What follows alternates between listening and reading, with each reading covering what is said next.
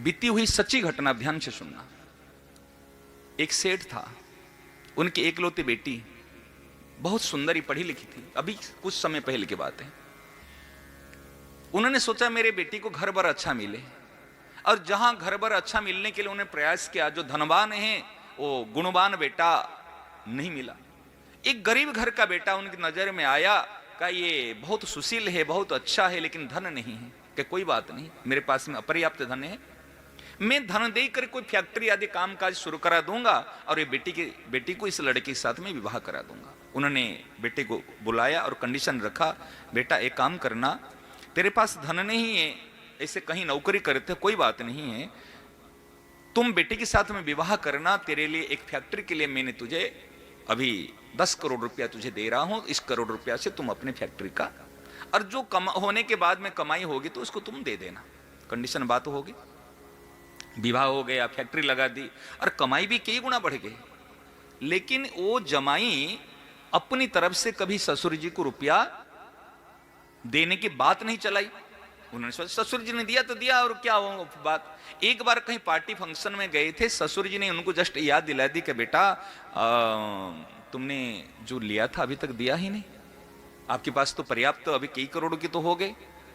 तो ये बात उनको अच्छी नहीं लगी, जी ससुर जी ने मुझे बात रुपया के लिए क्यों कही। उन्होंने आकर पत्नी को कही, ये बीती हुई बात बता रहे घटना, पत्नी को कही, पत्नी कहा, पिताजी ने कहा तो कह दिया, दे देना चाहिए। अरे सबके सामने ऐसे लोग थे, वहां पर मुझे कहा, क्या मैं भिखारी हूं, वो हूं। और धन बढ़ने के बाद में भाव परिवर्तन हो गया था उनका, समझ रहे ना। और वो उपकार को भूल गया।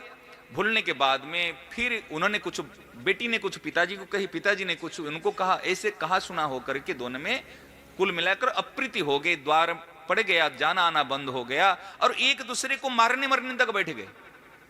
और लंबे समय तक चला, लगभग 15 साल तक ऐसे आपस में कोई किसी के घर में जाना ना, बेटी को मना कर दी तो यहां नहीं जाना है। और ऐसे महाराज अप्रीति हो गई। आपको बता रहे हैं वो सेठ बड़े धर्मात्मा थे, बड़े पूजा पाठ करने वाले थे। जब वो पूजा करने के लिए भजन घर में जाते हैं, माला जप करने के लिए, तो उनके अंदर जमाई घुस जाता है। वो जमाई की याद आती है, उनकी उटपटांग बातें याद आती है। दान किया, जप किया, तप किया, तीर्थ किया, व्रत किया, लेकिन वो को विचार दुश्चिंतन उनके हृदय से नहीं जा रहे, बार बार उनको परेशान कर रहे। कितने कुछ कर लिया। पूज्य शरणानंद जी महाराज हमारे मानव सेवा संघ वाले, समझ रहे ना, उनके पास में आया, आकर के हृदय की गाथा बात खोल करके कहा महाराज जी मैं बड़ा परेशान हूं, 80 साल की 85 साल के हो गया हूं, कब मर जाऊंगा पता नहीं, लेकिन बड़ा दुखी हूं, ये जमाई कहां घुस गया अंदर में, अरे दुश्चिंतन मारना मरने तक हो रहा है। तो पूज्य शरणानंद जी महाराज जी ने एक बात कही कि सेठ जी, मृत्यु से पहले जीवन को सुधार कर लो। कि मैं चाहता हूं, क्या करूं, बहुत उपाय कर लिया। कि एक उपाय करो, कुछ फल ले, कुछ मिठाई ले, और ड्राइवर को लेकर जाओ, जाकर के जमाई के घर में, बेटे के घर में पहुंचना, और जमाई से जाकर के माफी मांग लेना, बेटा मुझे क्षमा कर लेना। अब महाराज जी सेठ ने इतना तो बिगड़ा उस समय, अरे ये अमुक नाम लेकर के ये किसी के सामने आज तक झुका ही नहीं, झुकेगा नहीं।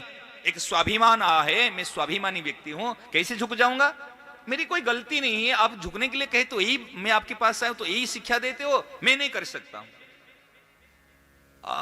शरणानंद जी महाराज जी को आया आवेश, जंघा ठोक कैसे कहे, सेठ सुन लो मेरी बात, अगर ये उपाय नहीं करोगे तो ठेठ नरक में जाओगे, कोई रोक नहीं सकता।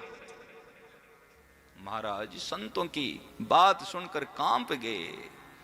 कोई साधारण संत ने, ठेठ नरक में जाओगे, क्या हां महाराज जी आपने इसे कही दी, अरे जो सच्ची बात वही कही। अगर सफल जीवन को चाहते हैं, शांतिमय जीवन को, जाओ माफी मांग लो, संतों की आज्ञा, बुद्धि मत लगाना संतों की आज्ञा में, जाओ माफी मांग लो। महाराज जी मरता क्या नहीं करता, फल मिठाई लिए और संतों की आज्ञाओं के लिए मन की पकड़ को छोड़ दिए और गए। संतों ने कहा इसलिए गए, जाकर के कलिंग बेल बजाए तो बेटी छोटी सी थी, पहले 2-3 साल की, बड़ी हो गई थी। उन्होंने देखा था जाना आना बंद, अरे नाना आए, नाना आए, नाना आए, नाना आए। घर में सन्नाट छा गई।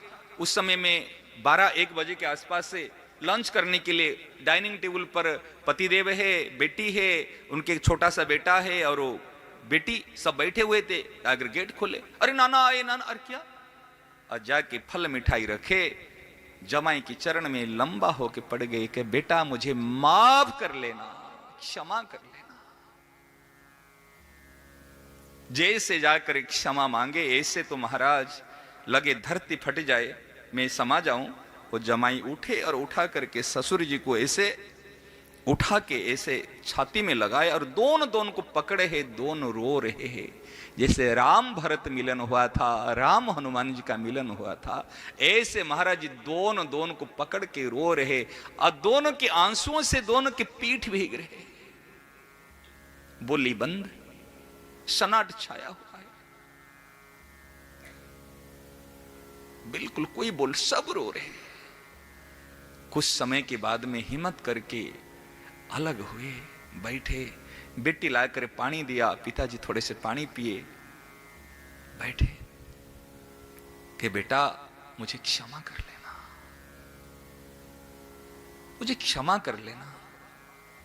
कि पिताजी क्षमा मांगने की क्या है, गलती तो मेरी थी, गलती तो मेरी थी। और तुरंत उन्होंने गया, कुछ चेक और कुछ रुपये, जो रुपया लिया था, इतने रुपये के चेक और रुपये लेकर के पिताजी, ये आपके रुपये।